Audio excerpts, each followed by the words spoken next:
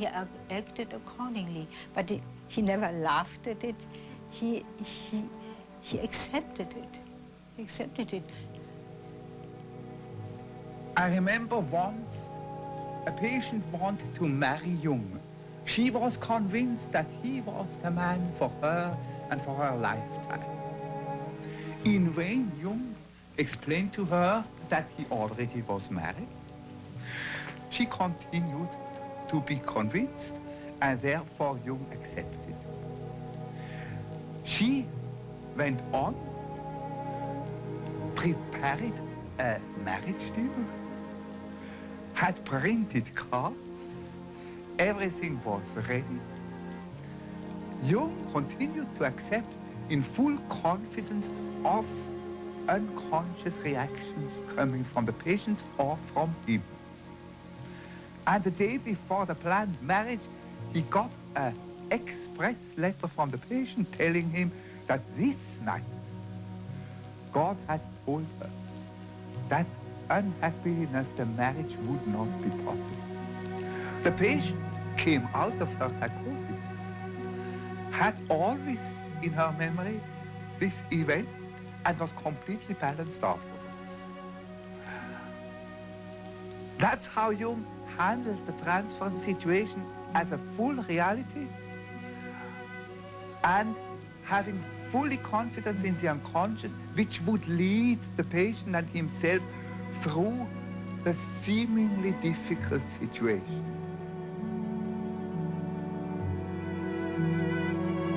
He could see what every woman was really substantially like and helped her to find her main interest: literature, politics, psychotherapy, or astrology, or what you want. He had an art to follow a person until she found herself. And the value of transference was great for Jung himself. It really was as if he was always inside of your unconscious and not trespassing, but because he has been wherever one was, and so he knew how to be safe. He also would never use any of his terms, ever. My last interview, I told him a dream, and I realized, my God, that man is 85 years old. And it was pages of dream, and so I only told him half the dream, thinking I can't put that all on him. And so then he started. You know, he didn't ask you for one association, very seldom he did. He just started to talk. And I was kind of not making the connection which what he was talking about had anything to do with my dream, but I knew better that I will find the connection if I listen eventually. And suddenly he said, oh, that is as if you dream, and he told me the second part of my dream, which I hadn't told him. After about 2 years, I had a dream in which Jung had died. And I was in his house in the antechamber where he was laid up. And I paced up the room, very depressed, very unhappy. And suddenly my feeling changed, as if I pulled up my socks and, oh, all right, he's dead now, as far as to go on and work. I told Jung that dream, and he said, well, all right, now you can see patients. You're ready to see patients. One didn't see it, but one felt it, that a ray of his spirit was falling onto us. And one was terribly spoiled, because compared with this, as a man, we are no more so interesting. Yes, that must have been a problem. And I must say, besides one's own husband. Well, you were married. And I was married. Yeah. You had a deep relationship. And how did your husband feel? Did he ever feel jealous of you? Clear. All our husbands, the husbands of our women around, were very jealous. Yes. But since they knew, understand, that Jung was not falling into the traps and wishes of the women, so they had not to be really jealous, because Jung never misused his position and all these transferences. Now, Jung worked in this rejected feminine world of the unconscious for years. People came to him. He was particularly successful with women patients. And one person came into his life very early on because she's already with Jung and Emma Jung at the famous conference in Vienna where they are all photographed together. And that is Tony Wolff. Well, all I can say is that, of course, she was a most extraordinary person. There's no doubt about that, and she was a great head to Jung too. I mean, when it comes to psychological types, for instance, she played a very important part there. In his development of his ideas. He had all his knowledge in philosophy and so on and so forth, and she had been one of his patients to begin with. I see. Oh, yeah. And I remember very well, he was very proud of the fact that he had succeeded in curing her. A lot of people who knew her said that they despaired of her ever recovering from whatever her psychological disturbance was. I think one must accept that it was profound enough to fit the rare, exceptional spirit she was, because in a sense, the rarer, the more exceptional the spirit, the deeper the psychological suffering. And Jung managed to bring her out of this, so that by the time of the famous Vienna conference, she was already an integrated, working personality. And to me, that photograph is very moving, because the one who looks young, as if she's just been born, is Tony Wolff. She sits there with these large eyes. Jung had an instinct that what was wrong with life, what made life tear apart, made it incomplete, was because the feminine was rejected, driven insane, driven mad by a world of men, rejected by a masculine-dominated world. And that time when he let himself go, and when he landed deep down in what he came to call the collective unconscious, all this rejected feminine in himself confronted him.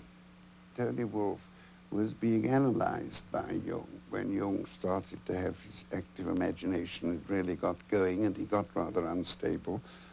And that Tony Wolff simply said that she wasn't going to go on with her analysis with him and that she was going to have a relationship with him. And more or less, I gather, took him by the ear and did so. In this unfamiliar, terrifying underground of the collective unconscious, she was Jung's guide, to such an extent that she lived with him. And she took over the whole of the burden.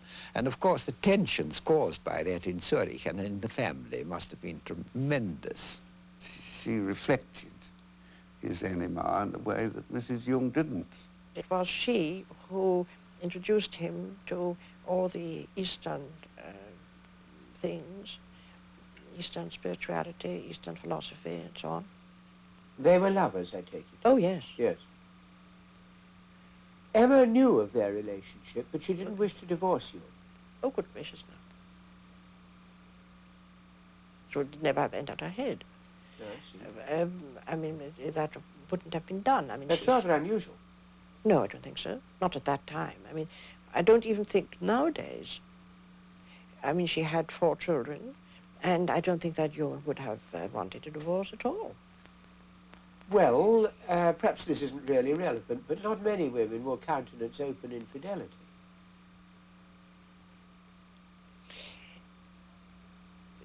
Please forgive me. I am not so sure if that is not a kind of British, maybe even English prejudice, conditioning, or something.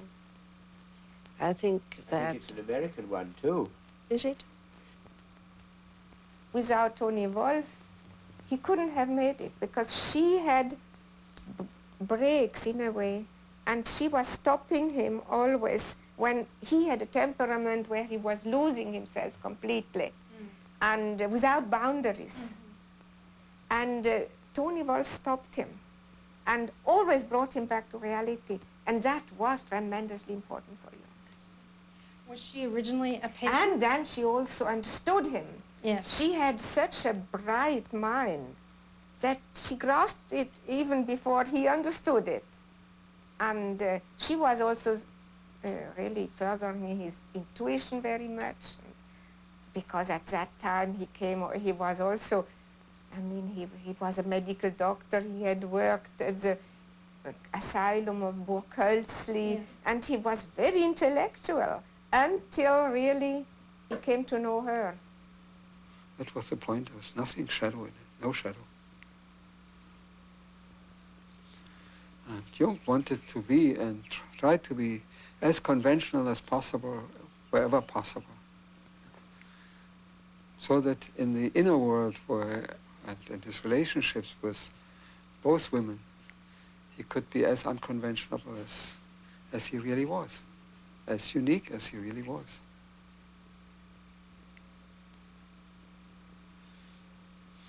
No, it was quite a thing for him to do around 1910. You know, the Victorian age wasn't quite so far gone, and it wasn't anything he hid. You know,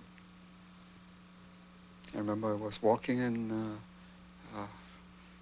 Zurich, there near the institute, and there was Jung and Toni Wolff walking. You know? There was nothing hiding, and it was in this relationship that he had these tremendous experiences of the conjunctio. That's when he understood the mystical background of sexuality, mystical, or the psychological archetype that was working there.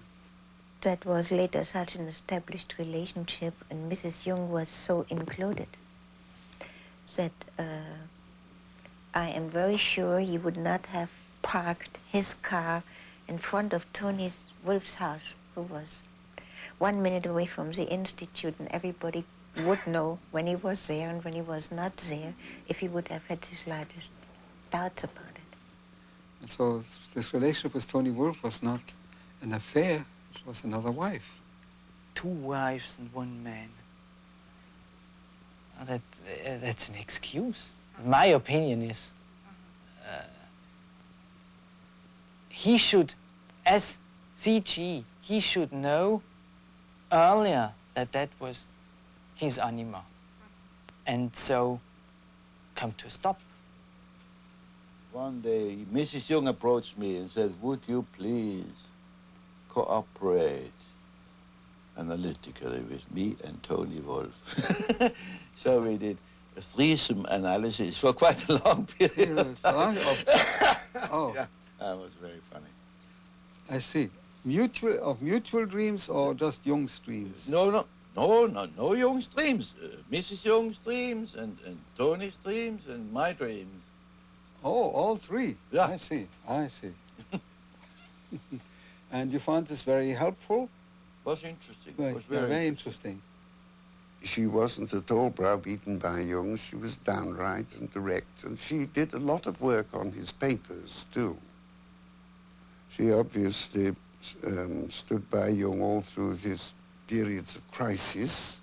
She was a much more solid sort of character than Jung. First, she had given birth to 5 children. And then Jung told us, and she told us, and she felt the need also to know more. And then she studied physics and mathematics and many other things. And then she had an analysis with her own husband. She did? Yes. How difficult. Yes. She had also another analysis, but the main thing was analysis with Jung. And afterwards, he allowed her to analyze. And she was a very good analyst, and the opposite of her husband. He was more intuition and thinking, and Emma Jung was sensation, mainly sensation, absolutely down to the earth, and more to that, to the depths of the earth. Mrs. Jung had a fantastic sense of humor. She giggled and laughed, and she was very, very nice woman. Motherly, but I think she helped a lot in working out, let's say, the animus anima problem. It's those three who did the work, I think.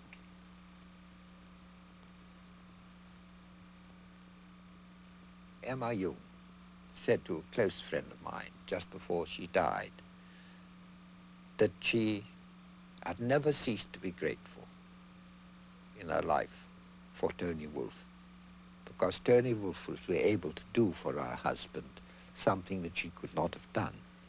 I think what's remarkable is that they made it.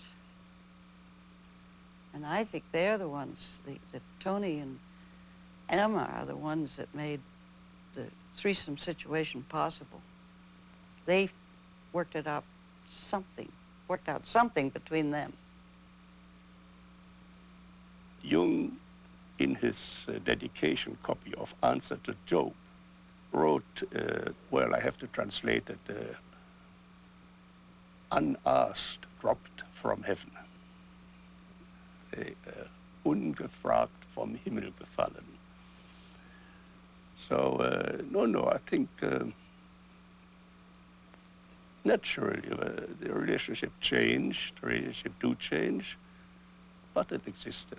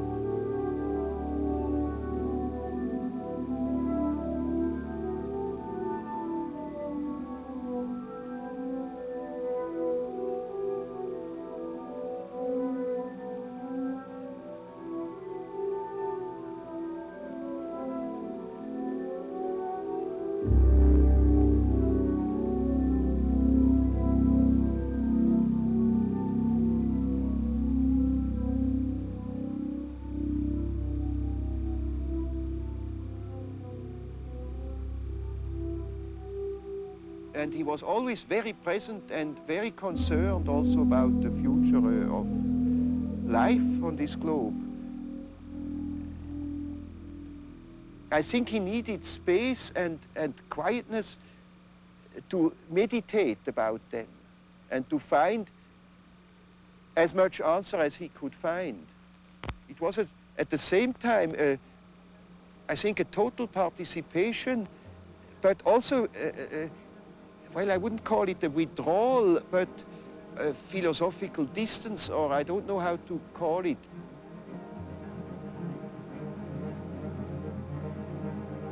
He went to bowling in so often during the year, and he did all his reading up there. Most of the reading was done there, and also most of the writing? Also, the writing.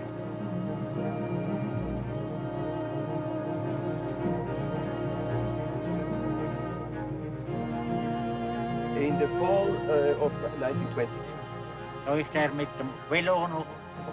He came by bicycle. Dr. Jung came by bicycle, on his bicycle from Christoph.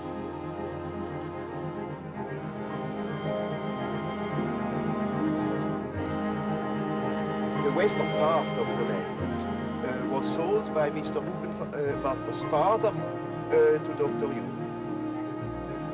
his only mother's father, and Dr. Jung had a very good relation. Das ist Walter. Gerade am Film. Ja, nein, das ist schön. Und der Bruder auch noch.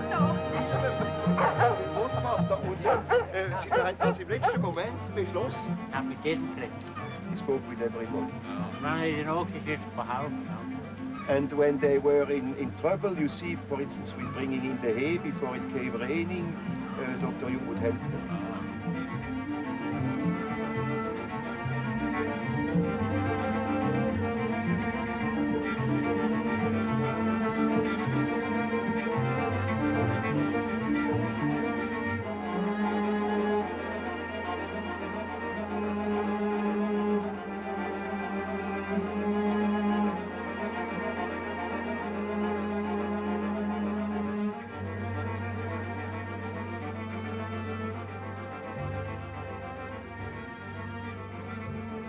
A man is not complete when he lives in a world of statistical truth. He must live in a world of his biological truth.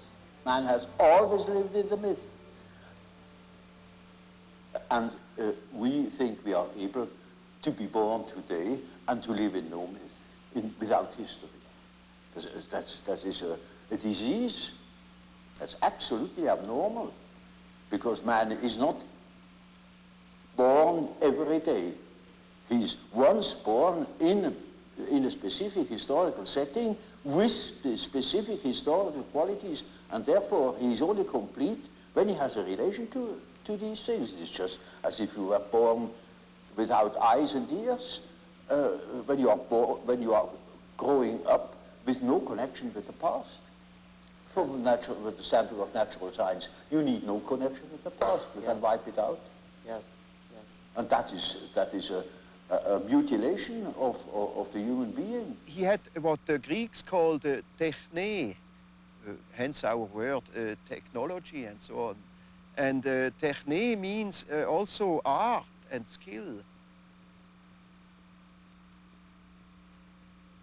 He lived his sensation, I think, in its natural state, and therefore it was very creative.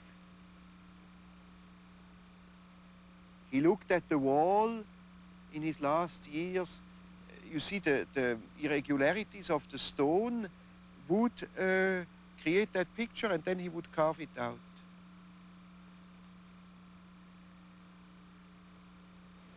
The statements of every religion, of many poets and so on, are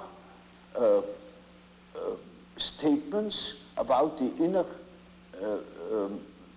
mythological process, which is a necessity, because man is not complete if he is not conscious of that aspect of things. Well, we have to revive primitive superstition, because in primitive people, their sword has a soul, their hammer has a soul. No smith would start making a sword without a ritual first. Still in the Middle Ages, the heroes who depended on their sword, think if your sword breaks in battle, you're a dead man. So their sword had a name and a soul. They knew that sword, and the solidity of that sword was their fate. And now it's still so.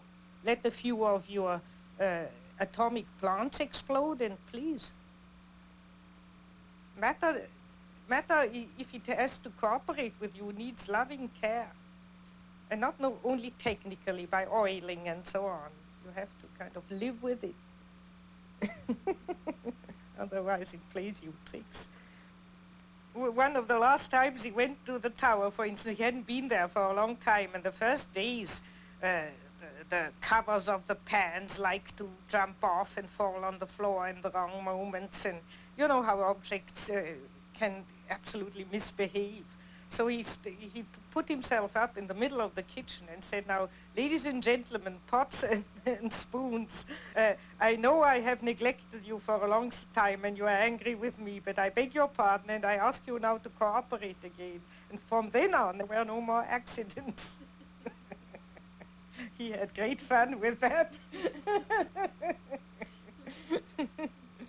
If you notice, it's highly symbolic. The days you can't open a door, you can't get at something, or some object hides from you just when generally when you are not in yourself and in an impatient mood or so on, then everything plays you tricks. It's naturally your own unconscious mixed up with it. But it communicates with matter. We are only deeply unconscious of these facts because we live all by our senses and outside of ourselves. If a man could look into himself, he would discover it. Yes. And when a man discovers it, in our days, he thinks he's crazy. And he may be crazy. He played a lot along the lake, and he did it very often alone. He took always a little shovel, removed the sand, and then played with little rivers and so on. And he said when he was 83, he said one day when we were playing, I was generally watching him, playing a bit with him. And he said to me, you know, only today I have suddenly thought, what am I doing when I'm playing like that? That's what I have done all my life, digging out springs. He was just enjoying that. He called it the waterworks. And always before he was writing, he did some days or even weeks of waterworks till he was in the right mood, and then he began writing.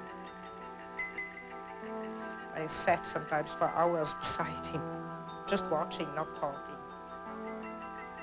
Once an old peasant went along and said to me, isn't this Professor Jung not a world-famous man?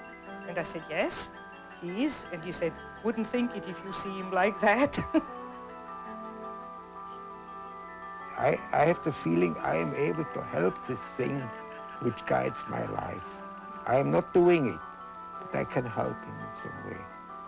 And that's something which probably Jung has invoked in me.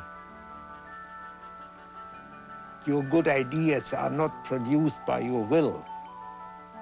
It comes to you. You must make yourself ready. I think that's all, and you must have a certain amount of interest.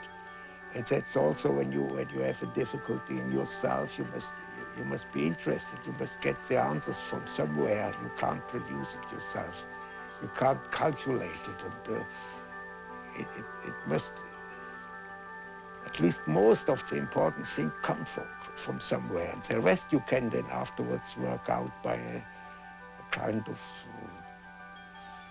technique or routine, so on. But you can't do everything with routine.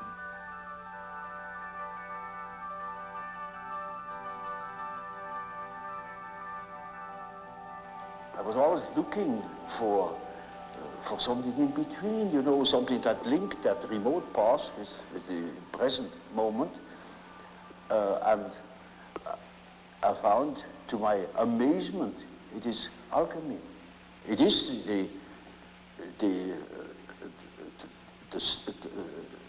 the basis of our modern way of conceiving things. And therefore, it is as if it were right under the threshold of consciousness. Gives a wonderful picture of how the development of archetypes, that means the movement of archetypes,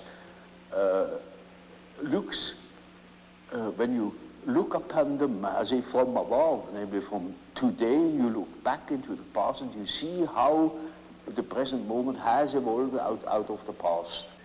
And we can construct or even predict our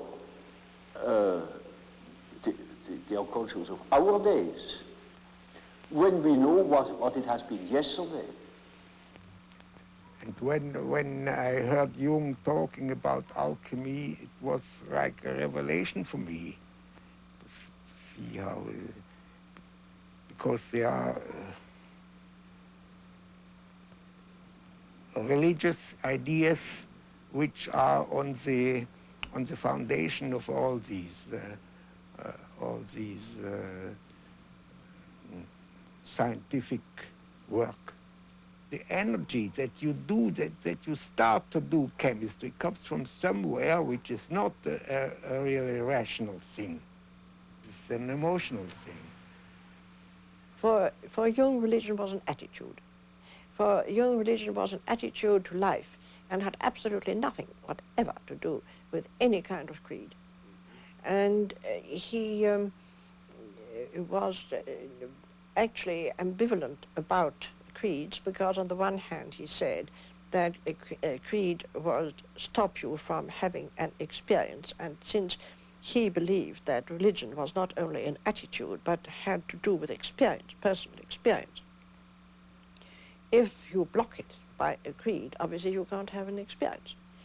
But at the same time, he also thought that a creed might be a tremendously important framework for someone whose ego was too weak to stand the horror, the void of complete loneliness. He was always saying, why don't the priests go down with me into the collective, into the unconscious of modern man, to learn what the modern soul is about before they start to cure it, because nobody would look at the soul of man in the modern way. They all behaved, as I said before, as if creation was accomplished, if the soul was an accomplished fact. And it wasn't. That's why the book of Revelations had so much meaning to Jung. And that's why he saw it having its place in the Bible. You know, Calvin fought very desperately to have the book of Revelation removed from the Bible, because he called it a dark and dangerously obscure book. But it really is very meaningful, because it's the one book which suggests that the revelation of God doesn't end with the coming of Christ. There is more to come. That religion is a process of continuing revelation and experiencing of revelation, and being obedient to your greater awareness of becoming in life. He was very conscious of the center of his being, which he called the self. And he would talk about the God image living, being alive in this center of our whole being. He always said he did not wish to discuss the existence of God, because this was a metaphysical question which he was not prepared to go into. But from the psychological point of view, he knew that the God image was within oneself. The God image changes. God does not change.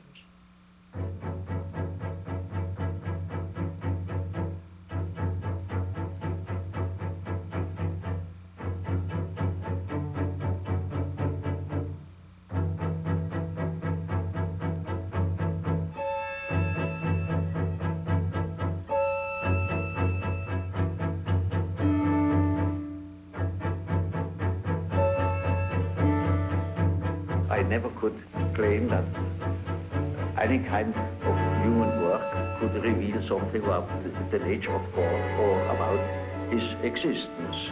I only know that the idea of God is a pattern, an age-old pattern, a primitive pattern that always has been and never lost its, what we call, numinosity.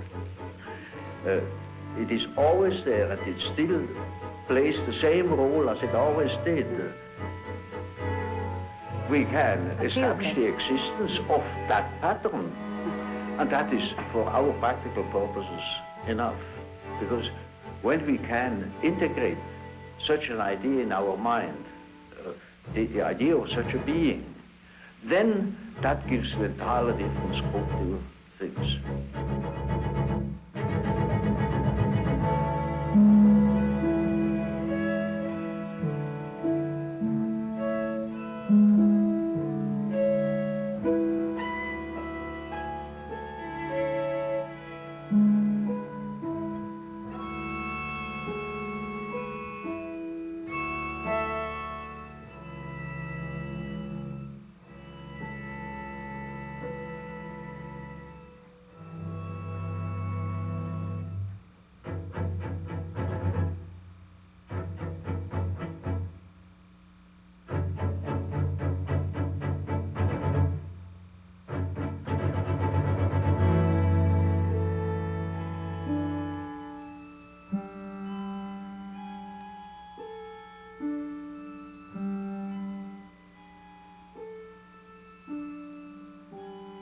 Does not project, you see, just because does not confuse the image of God that exists in man with God himself.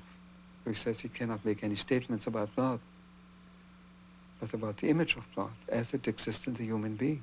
You know? And so this whole ego-self relationship is really at the basis of Jung's work. That's all it is about, you know.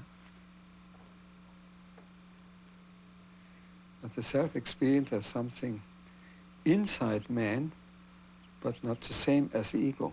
You know? But he doesn't project it. Jung puts the burden squarely on each person.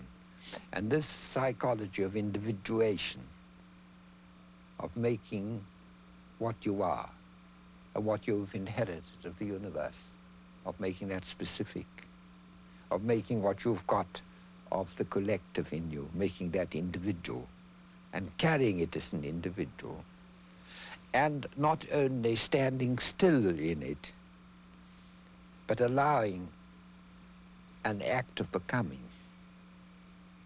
in the midst of your being, to become your own way of moving through life. This is the hardest thing you can ask of human beings. What would you say the main value of the research and the writing that you and Jung have done on alchemy is? I would say that a civilization needs a myth to live. We know that if missionaries destroy the myth of a primitive people, they destroy them also physically. They begin to drink, they degenerate, they are lost. And no civilization can live only from welfare.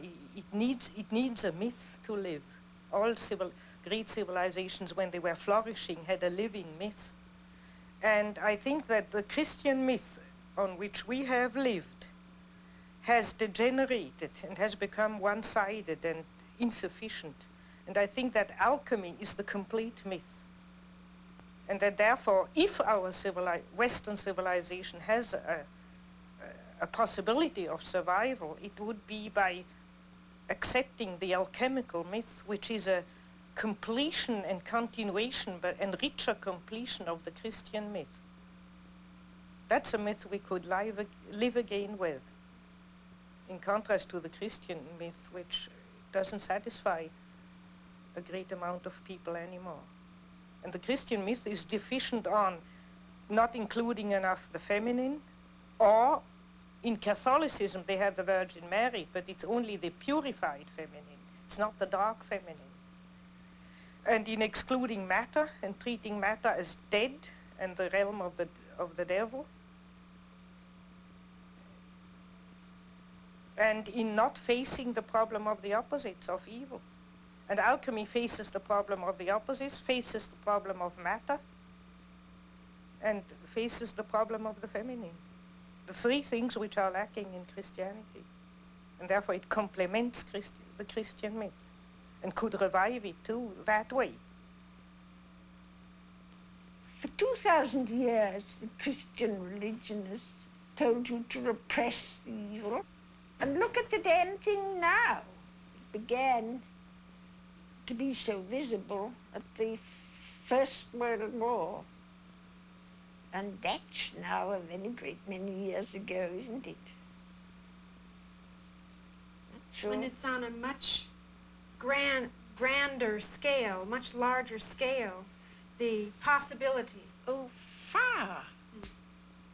Far. What is it? What did we learn from alchemy? It's finally that in each of us there is a rejected part, the which can become the cornerstone, like it's written in the Bible. And we have to be aware of the stinking side, of the bad-smelling side, of the, as Jung says, about the urine, about the excrement, and all that in our life. And this is the beginning of the way of God. This is the beginning of the transformation. The psychology of individuation has nothing to do with politics at all, because it deals with the ultimate values. But yes, it has shattering political implications. And I think we are not now, we cannot behave as if this journey into the collective unconscious hasn't happened. Because it has happened, we can't plead ignorance anymore. It has happened, and because it's happened, because we are facing a universe within, objective universe within, as great as the universe without, we can never be the same again. We cannot ignore it. And it has enormous political consequences for us. And the kind of society, the kind of politics that will save us will have to be where more important than any other quality in our politicians, must demand psychological illumination, psychological awareness, because otherwise we get people sparring with their own shadows. Otherwise you get nations, as we had in 1939, like the Germans, projecting their shadows onto the Jews, and then when they were eliminating the Jews, onto the Poles and God knows what not else, you see. And Jung often said to me, he said, the human being who starts by withdrawing his own shadow from his neighbor is doing work of immense, immediate political and social importance. What you would call the personal shadow of people didn't upset him. He just grumbled and cursed a bit, but that's not the problem of evil. It's that major evil of complete destruction which worried him. And his real approach to that was the inner work yes, that he did. The only thing you can do, to confront yourself with it where you are.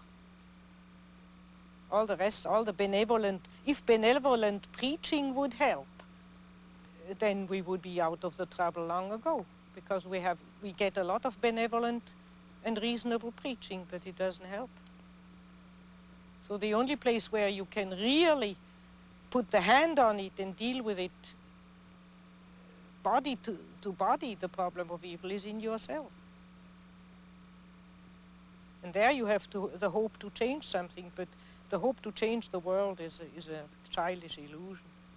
As we've seen, the collectivist pattern taking over all over society, the paradox is you get a form of totalitarianism which is producing collectivism, then you get a kind of creation of greater and greater monopolies of commerce, bigger and bigger business, producing a kind of organization man, which is the equivalent of the totalitarian organization man, where this individual thing disappears. And really, this kind of this kind of politics of individuation, which you might call democracy, ceases to exist. And this is the point where we've reached at the moment.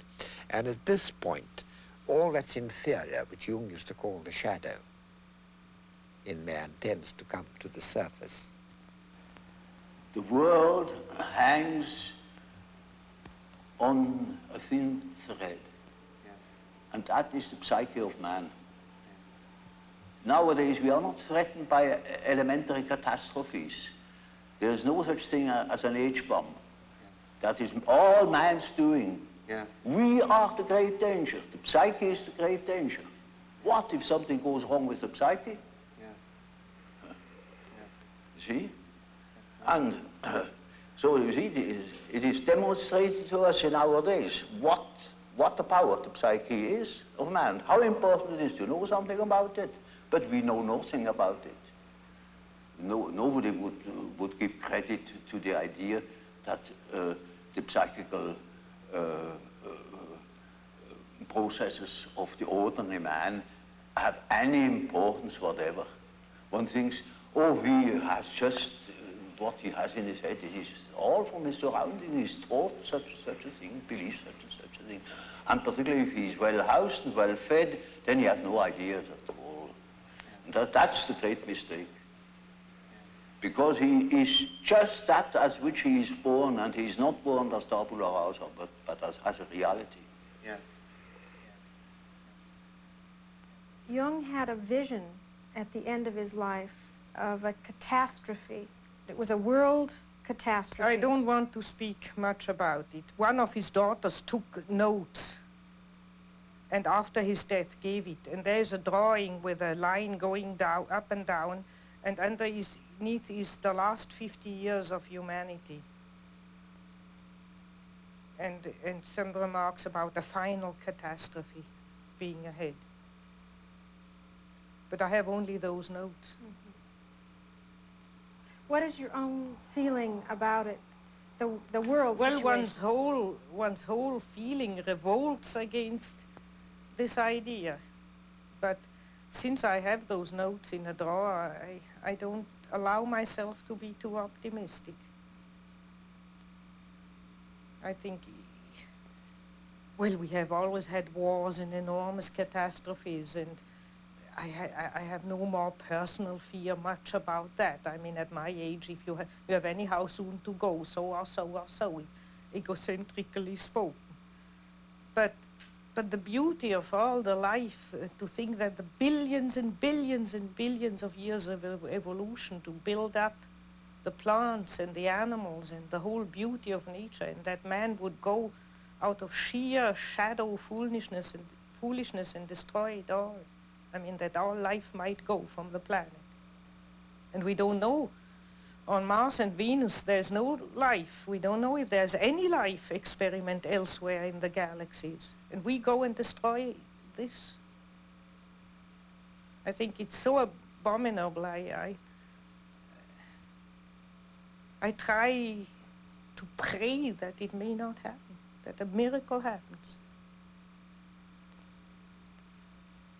Do you find that young people that you see now are aware of that it's in their consciousness? Yes, it's partly in their unconscious and partly in their consciousness, and I think in a very dangerous way, namely in a way of giving up and running away into a fantasy world.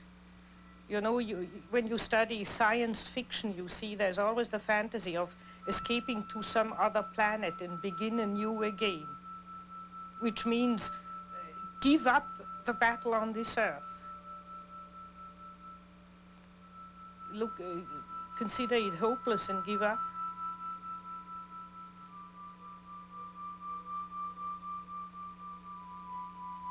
I think one shouldn't give up. Because if you think of answer to Job, if man would wrestle with God, if man would tell God that he shouldn't do it, if we would reflect more. That's why reflection comes in. Jung never thought that we might do better than just possibly sneak around the corner with not too big a catastrophe.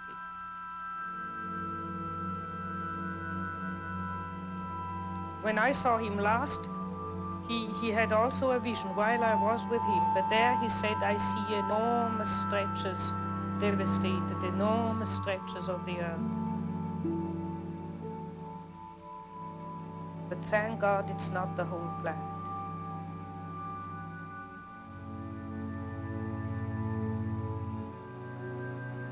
I think that if not more people try to reflect and take back their projections and take the opposites within themselves, there will be a total destruction.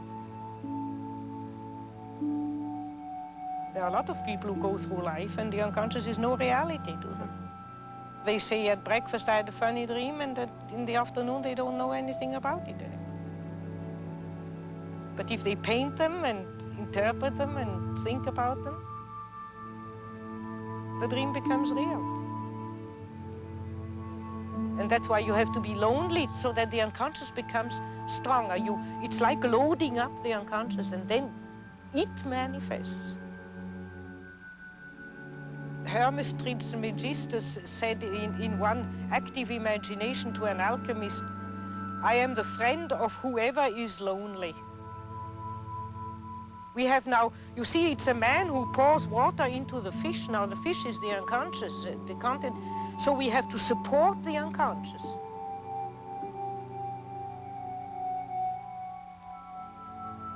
It's not enough to just have it. We have to actively turn towards it and support it so that it then helps us. Many people are not in analysis, but if they are naturally gifted, which I would call if they are honest, they can find these things without analysis. I've lived in this tower sometimes 3 weeks alone without speaking to one word to anybody. And I sometimes thought I was going off my head. But the unconscious became alive. It was my partner. There are no other similar beings like man that are articulate and could give account of their functioning.